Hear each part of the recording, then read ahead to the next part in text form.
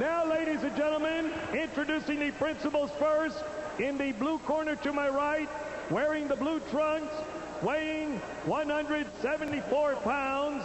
His professional record, 18 victories, 3 defeats, 1 draw, and 7 wins coming by way of knockout. A proud member of New York City's finest, hailing from the big city, New York City.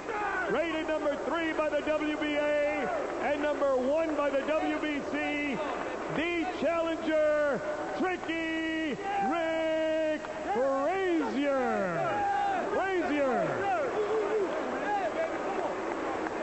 His opponent in the red corner, wearing the gold sequin trunks, weighing 175 pounds, with a professional record of 38 victories, 1 defeat, 32 wins coming by way of knockout. The pride of Pensacola, Florida, the WBC and WBA light heavyweight champion of the world, Roy Jones Jr. 12 rounds for the WBC and WBA light heavyweight championship of the world.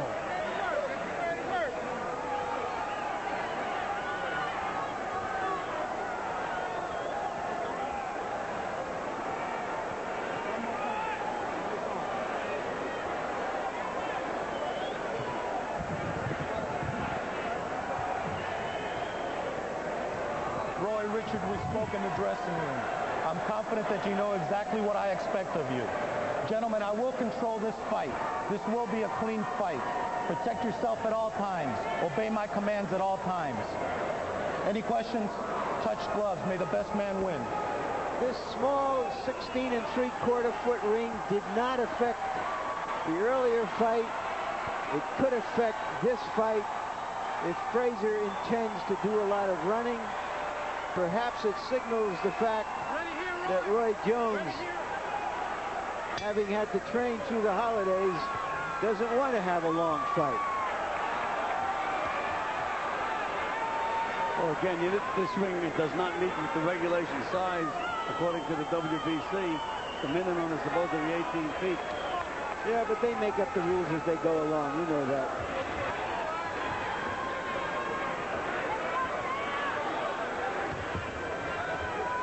Jones, who sometimes doesn't use the jab very much, tonight starts out using the jab against Frazierr, the southpaw. And as usual, Roy defies convention because a lot of fighters don't try to jab against southpaws. They lead with the straight right hand instead. Well, one thing that he is doing that I agree with that he wasn't doing the other times he fought southpaws is he's moving to his left most of the time. Now he just went to the right. What's the advantage of moving to your left against the southpaw? Then that sets up your left hook to the body and head. And with that, then you can also nail him with a straight right hand. The other way, you're walking right into him. Let's go, break clean. Break clean, step back. You want to see the opposite example? Go back and look at your tape of De La Hoya Whitaker and watch Oscar move to his right all night long against the southpaw, therefore nullifying his own left hook. Absolutely. Well, so far, Frazierr is living up to your analysis. No offense, all defense.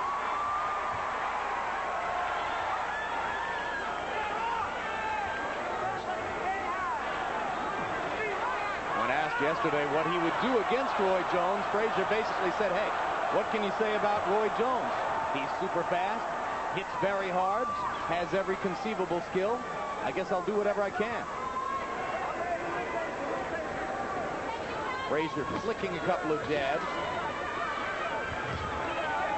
Jones, who has been increasingly devastating to the body in the last year, has only sneaked in one effective body punch against Frazierr so far. He has nothing to punch off because Frazierr just does not lead. His first move is always defensively. Makes it very, very difficult for Jones. Not that he can't win rounds easily, but for him to nail him with a big punch.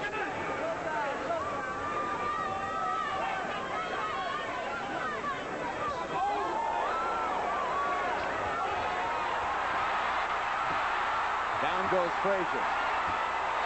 Was that a punch? He's complaining that he slipped. Looked like a fall to me. It looked to me like he went in the water. Well, I suspect there's no boxing announcer alive who wouldn't have looked for the earliest opportunity to say, down goes Frazier's. And there it was.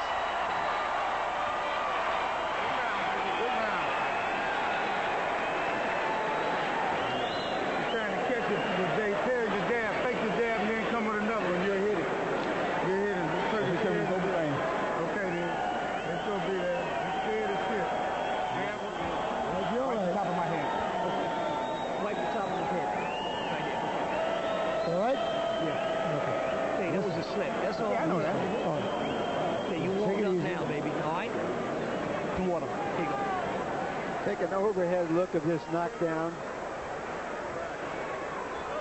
You see the cushion with the advertisement on the side of the ring, just outside of the ropes. He stepped on that and slipped. There was a light tap to the top of the head that might have helped the slip. It was completely off balance. He was. So even though Pepsi 1 has only 1 calorie, it was heavy enough to knock over Richard Frейзер. And give you an opportunity to pay homage to Howard Cosell's call in the George Well, Foreman it wasn't fight. exactly the thunder of Jamaica. It wasn't Foreman lifting Frейзер off the canvas with his uppercuts. But it was the best we could do for the moment. And now the advertisement has been removed from the far side of the canvas. Well, no matter how small the ring is, Frейзер is finding a way to make it look bigger. And Jones switches to southpaw and nails Frейзер with a right hook. And leads with the left out of the southpaw stance. Frейзер still will not punch back. That will walk right through him. I suspect that Jones is switching to southpaw because he believes that'll give him a better punching angle against the southpaw Frейзер. Well, he's switching to southpaw because he doesn't respect Frazier's arsenal at all. You can see Frейзер when he gets hit, he doesn't punch back. If he blocks a punch, he doesn't punch back. Will it be appropriate for the referee to step in and say, Ricky Frейзер, you're here to fight. If you don't throw punches, I'm going to penalize you and maybe even stop the fight? Well, again, Larry, many years ago, the most effective thing the referee could do is walk over to the corner and say, unless you start fighting, I'm going to disqualify you and you're not going to get paid. They hear that word paid, and somehow it wakes them up a little bit. Gets their attention. We mentioned that Jones is fighting a 3rd consecutive southpaw tonight. Lou DeVal in the summer. Otis Grant in November up at Foxwoods. And in both of those fights, he switched to southpaw stances from time to time as well. As he did against Eric Lucas a few years ago in fighting a southpaw who once went the distance in a victory over Frейзер.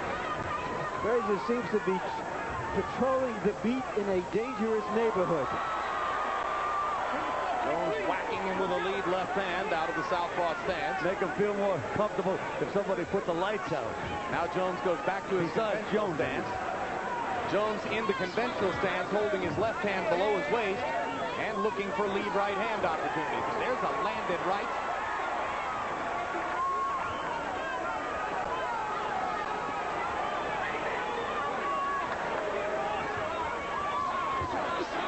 If we had a 20-foot ring, this could be truly dreadful.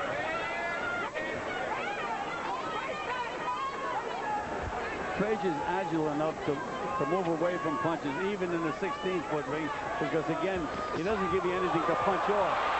Left hook stunned Frейзер. Little right hand cap knocked him down. And hello, Chris Green is not written on the bottom of Frazier's shoes. And that's the end. Armando Garcia decides that that's a good moment for stopping the fight. Well, this is an early stoppage state, as we saw in our last doubleheader here a few weeks ago. In those circumstances, we questioned whether the fight should have been stopped. In this circumstance, I have to applaud the referee because it only could have gotten uglier. And uglier, and uglier. What about the stoppage, Harold? Jim, you know something? If you're in a down position, you're in a down position. Rick Frazier's whole body was off that canvas. The only thing that was on the canvas when Armando Garcia got to 9 was the soles of his shoes. He's not in a down position. Armando Garcia should have cleaned the gloves off, and if he was going to let it go, but not count to 10. You don't count 10 with a guy in an up position. You count 10 when a guy's in a down position. When something is touching the canvas other than the soles of his shoes. I'm not sure the 10 count had anything to do with the stoppage of the fight. I think he was just sort of... Just stop the fight. That's the way I see it. Filling out the count, yeah. Yes, but he counted him out. No, we don't. Let's see. I think he let him get up and then he stopped the fight. That's just a technicality, Harold. This was a fight. 9 seconds of the second round. The winner by technical knockout, and still the WBC and WBA light heavyweight champion